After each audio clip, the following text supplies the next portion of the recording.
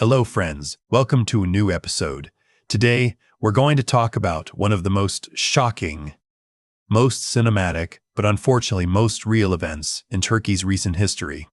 We're taking a little journey back in time. Buckle up, because we're heading into those hazy days of the 1990s. The date is November 3rd, 1996. A dark Sunday evening, near the Susurluk district of Balakara, Kasir, on a deserted highway, a black luxury Mercedes is speeding along. The people inside are probably tired, maybe listening to some quiet music on the radio. Right at that moment, a massive truck slowly pulls onto the road from a gas station. The truck driver, Hasan Gorksi, doesn't even see the black Mercedes as he merges. And suddenly, a deafening crash. The black Mercedes slams into the back of the truck like an arrow. Pieces of metal fly through the air from the force of the impact. In that moment, everything changes. When the gendarmerie and rescue teams arrive at the scene, they think they're dealing with an ordinary traffic accident. But it's not as simple as it seems. 3 of the 4 people in the car are dead at the scene. Only one survives, seriously injured. As the police begin to identify the dead and wounded, no one expected this from the wreckage of this accident. The darkest secrets of the Republic of Turkey would spill out. Now, let's get to the real issue. Who were these passengers in the black Mercedes? Would you believe it? Behind the wheel was Hüseyin Kokada, former deputy chief of police in Istanbul and director of the police academy, and who was sitting right next to him? Abdullah Squatla, the infamous mafia and ultranationalist leader, wanted for years by Interpol with a red notice, responsible for countless murders in the 1970s. In the back seat were Statla's girlfriend, a former beauty queen and alleged hitman Gankas, and Sedat Bukak, a member of parliament for Thonliorfa at the time. Also a tribal chieftain. Wait a second. What is a police chief? A long-wanted red notice mafia boss, a hitman, and a member of parliament with immunity doing in the same car? Sounds like a joke, doesn't it? I assure you, a serious telling would be boring, but the punchline of this joke is anything but funny. This incident was the flagrante delicto capture of the deep state structure within the state, the triangle of mafia, police, and politics, and as if that weren't enough, numerous fake passports, drug connections, and silenced weapons were also found in the trunk. Let's delve a little deeper. How did these people come together? What is the foundation of this network of dark relationships? To understand that, we don't just need to look at the 1990s. We need to go back to the post-World War II era, to the most vibrant period of the Cold War. Here's the thing. The US and Britain set up top-secret stay-behind armies in Western European countries against a possible Soviet invasion. These secret armies under the NATO umbrella were called Gladio. The interesting part is that when there was no Soviet invasion, these armies didn't just sit idle. In Italy, Belgium, and of course Turkey, they began to carry out terrorist acts against their own citizens to shape their country's domestic politics and prevent the spread of communism. We mustn't forget this quote.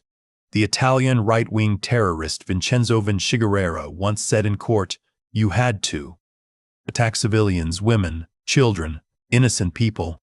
The reason was very simple: to force the people to turn to the state for greater security. In other words, the aim was to create chaos and panic among the public, presenting the state as the savior. Now, let's look behind the scenes. What was the Turkish reflection of this gladio? When Turkey joined NATO in 1952, the Mobilization Examination Board was established in Ankara with support from the CIA and the Pentagon. This structure, which would later be renamed the Special Warfare Department, became the main hub for the entire network of dark relationships in the country. By the way, guess who was one of the founders?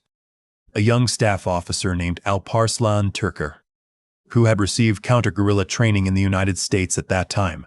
Don't be surprised that the top-secret military manual, FM 3031, published in America, explicitly stated, use the secret services and paramilitary groups in the target country, if necessary, carry out acts of violence and blame them on leftists. The entire system in Turkey was designed according to this manual. Let's also consider it this way. One of the first known public demonstrations of this secret structure was the September 6-7, 1955 events, based on the lie that a bomb had been thrown at Ataturk's house in Thessaloniki. The homes and shops of minorities in Istanbul were destroyed. A witness once said, Sabri Yarmib Shamu, one of the legendary commanders of the Special Warfare Department, said, grinning in an interview years later, September 6-7 was a special warfare operation. And it was a magnificent organization. It achieved its goal. A state mentality that conspires against its own people, its own citizens. Incredible, isn't it? Time moves on. We come to the 1970s. There is tremendous chaos and despair in the country. Dozens of young people are dying every day in left-right clashes. We have to talk about this factor too. These secret structures within the state do not hesitate to fuel the conflicts. For example, the May 1, 1977 Bloody May Day massacre. There are 500,000 people in Taksim Square. Then, fire is opened on the crowd by snipers from the Waterworks building and the upper floors of the Intercontinental Hotel, later the Marmara, which belonged to the American It Company. As people panic and flee, 38 people lose their lives. In that moment, everything changed. Turkey was being dragged step by step towards a military coup. One of the most famous ultranationalist hitmen of this chaos period was Abdullah Çaklı, who we found in the back seat of that Mercedes in Susurluk. Stale was one of the main architects of the infamous Basılivli massacre in 1978, where 70 Workers' Party of Turkey university students were strangled and shot to death in their homes. But where was the judiciary while all this was happening?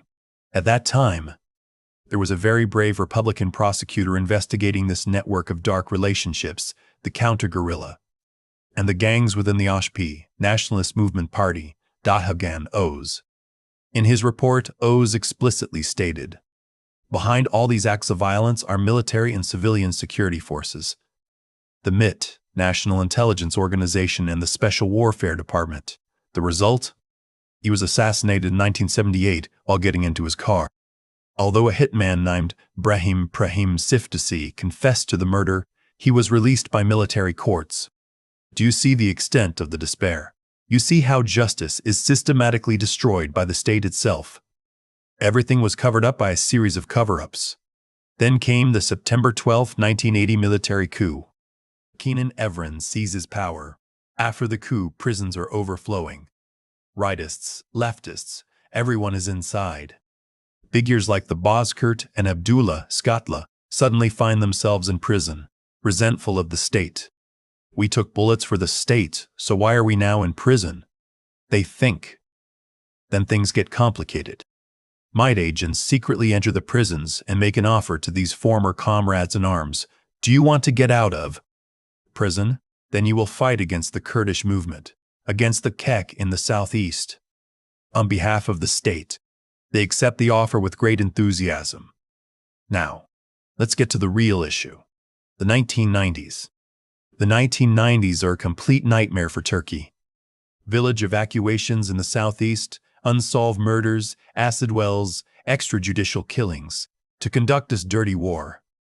Illegal paramilitary structures like Jishem, Jandarmerie Intelligence and Counterterrorism, and Hezbollah are established within the state. By 1993, things spiral completely out of control. At that time, Chief of General Staff Doğan Güreş, upon returning from England, recklessly told the press, "We've been given the green light." This meant that anyone who wanted a peaceful solution to the Kurdish issue would be purged, indeed. Intellectuals seeking peaceful solutions and exposing the filth within the state, such as President Turgut Özal, Gendarmerie General, Commander Eşenref Bitlis, and veteran journalist Uguru Muku, were one by one killed in suspicious assassinations. Prime Minister Tansu Çiller effectively issued a death warrant by saying, "We have a list of Kurdish businessmen helping the coup." Mehmet Akar, as the Director General of Security, was right at the heart of this extrajudicial execution network, and later proudly stated, "We ran the state like this. We carried out 1,000 operations. In these operations, Kurdish intellectuals like Musa Antar and politicians like Vedat Aydin were kidnapped and tortured to death. Even secret state reports admitted that killing Musa Antar was a mistake, that the gangs who killed him were out of control. This hostility felt by the state towards its own citizens created a massive crisis of trust in society. Everyone was a potential target. And we returned to that November evening, to the accident in Susurluk. At that critical moment, when the truck hit the Mercedes, the guns, fake IDs, documents signed by Mehmet Ahardar, and everything the state had denied for years were suddenly proven as they spilled out of the trunk. The truth slapped the faces of those who said, "No, there is no gang within the state. There is no deep state." It was revealed that those who had been spouting rhetoric about nation, homeland, and national security for years were actually involved in all kinds of dirty business, from drug trafficking and extortion to money laundering through casinos. The expected didn't happen. This time, the jig was up. And suddenly, everyone's face fell. With the news of the accident, Turkey was rocked to its core. The heavy despair in society turned into massive anger. Civil society rose up. Some of you may remember the 1 minute of darkness for continuous enlightenment protests. Every evening at 9 p.m., millions of people would turn their lights on and off, take to the streets banging pots and pans. People were shouting, "Enough is enough, we want a clean society, a clean state." Can you imagine a society that had been suppressed for years, crushed under the roller coaster of the September 12 coup, became united as one against the mafia-state relationship? Where were the politicians while all this was happening? The then Prime Minister Necmettin Erbakan was making statements like, "There can be no gangs within the state. No lawlessness will be allowed." But the real bombshell came from the 9th President, Süleyman Demirel. Under increasing pressure, the veteran politician Demirel had to say, "The allegations are serious. Some officials within the state have been involved in drugs, gambling, and murder. These are murderers who commit killings on state orders." In fact, Demirel made an even more hair-raising confession on a TV program. Please listen carefully to this. Demirel said, "The deep state is the state itself. It is the military. The military that founded the republic has always feared its collapse. The country's need for the deep state arises from the inability to govern the country. They are not a separate state. But when they seize control of the state, they become the deep state." This was the confession from the mouth of a president, of a power outside the Constitution, above the law. The philosophy that the state sometimes steps outside the routine was officially approved. Under public pressure, an investigative commission was established in Parliament. Kutlu Savaşin Ifayan, the then head of the Prime Minister's Inspection Board, prepared the famous hundreds of pages long Susurluk report. Months later, in January 1998, the new Prime Minister, Mesut Yilmaz, appeared on television and, looking millions of people straight in the eye, announced this horrifying truth. An execution squad, a death squad, was established within the state. And the worst part is, all levels of the state were aware of what was happening. What was said was unbelievable. A whole state mechanism had effectively turned into a giant mafia organization. At that point, things spiraled out of control, but then guess what happened? A classic Turkish cliché. The investigations and parliamentary commissions that started with great enthusiasm eventually hit a brick wall. The issue went so high up, involved such key figures in the military and civilian bureaucracy, that someone slammed on the brakes. One of the then deputy prime ministers told the family of Ugur Munku regarding his assassination, "If I pull one brick, the whole wall will collapse." They couldn't risk that wall collapsing. Names like Sedat Bukak were tried. Mehmet Ahardar resigned. A few symbolic prison sentences were handed out. But the colossal, rotten body of the system was never fully brought to justice. Once again, we faced a massive cover-up operation. Even the U.S. State Department, when asked about the Susurluk incident at the time, kicked the ball into touch, saying, "This is Turkey's internal matter." Why wouldn't they? Wasn't it their own Gladio system that trained, financed, and put guns into the hands of these gangs during the Cold War? To sum it up briefly, friends, the Susurluk accident wasn't just a traffic accident. It was the crash into a highway wall of the institutions that were supposed to exist to ensure the security of the state and its citizens, revealing how they had become intertwined with crime networks, the mafia, and hitmen. From the trunk of that black Mercedes, not only guns and fake passports emerged, but also the murders committed throughout the 1990s, the lives lost, the villages emptied, and a huge sense of despair. Society woke up for a moment, turned on the lights, raised its voice against the darkness. But they never really pulled that brick. The wall is still there somewhere, perhaps with a fresh coat of paint, perhaps with new tenants. Don't be surprised. They say history often repeats itself. Only the actors and the brand of the car change. That's why knowing the past, those hazy years, is our greatest guide to understanding the present. Thank you very much for listening. In the next episode, we will continue to turn the dusty and equally shocking pages of history. Take care of yourselves. See you next time.